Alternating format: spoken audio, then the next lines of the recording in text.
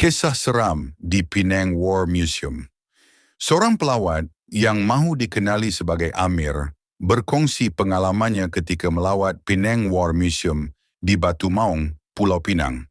Kisah ini diceritakan semula olehnya selepas lawatan pada tahun 2019. Amir datang bersama 4 orang rakan. Mereka tiba agak lewat, kira-kira jam 5.30 petang. Waktu itu matahari sudah rendah dan kebanyakan pengunjung lain sudah mula keluar. Kawasan muzium semakin lengang, hanya tinggal bunyi cengkrik dan angin dari arah laut. Mereka menyusuri laluan pameran, melalui menara kawalan, bilik dapur, hingga ke kawasan giotin dan tiang gantung.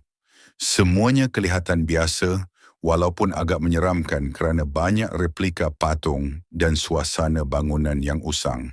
Namun bahagian yang benar-benar mengganggu mereka ialah ketika memasuki terowong bawah tanah. Menurut Amir, sebaik sahaja melangkah masuk, udara di dalam terasa sangat dingin berbanding luar. Lampu suluh tangan yang dibekalkan pihak muzium hanya menerangi jarak beberapa meter sahaja. Dinding batu masih basah, ada titisan air yang menitis perlahan. Ketika itu mereka mendengar bunyi hentakan kaki berat seperti orang berjalan dengan but tentera. Pada mulanya mereka sangka ada pengunjung lain, tetapi lorong itu sepatutnya hanya mereka yang guna. Amir kata bunyi itu semakin lama semakin dekat, seolah-olah ada seseorang yang mengikut mereka dari belakang. Salah seorang rakannya menoleh dan terus pucat.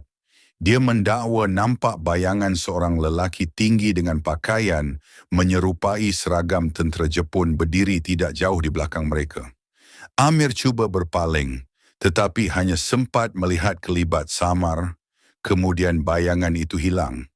Apa yang membuatkan Amir yakin pengalaman itu bukan sekadar ilusi ialah bau aneh yang tiba-tiba muncul. Katanya, bau besi berkarat, bercampur bau darah dan minyak tanah begitu kuat. Padahal di lorong itu tidak ada apa-apa bahan.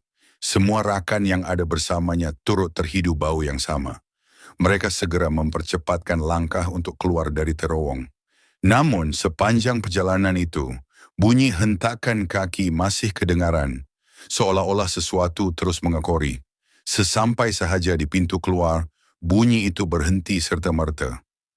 Amir dan rakannya keluar dari muzium dengan perasaan bercampur, antara takut, terkejut dan tidak percaya. Malam itu, ketika mereka berehat di hotel, bau besi dan darah itu masih seakan-akan melekat di hidung masing-masing. Seorang kawannya demam panas keesokan harinya, dan mereka menganggap mungkin itu kesan tersentuh dengan sesuatu di muzium tersebut. Bagi Amir, pengalaman itu mengubah pandangannya. Dia datang dengan niat mahu bergurau, sekadar lihat tempat bersejarah, tetapi pulang dengan keyakinan bahawa kisah seram di Penang War Museum bukan sekadar rekaan. Ada sesuatu di sana yang masih hidup bersama sejarah berdarahnya. Kalau korang suka dengan kisah seram seperti ini, jangan lupa tekan like, share dan komen untuk idea kisah seram seterusnya.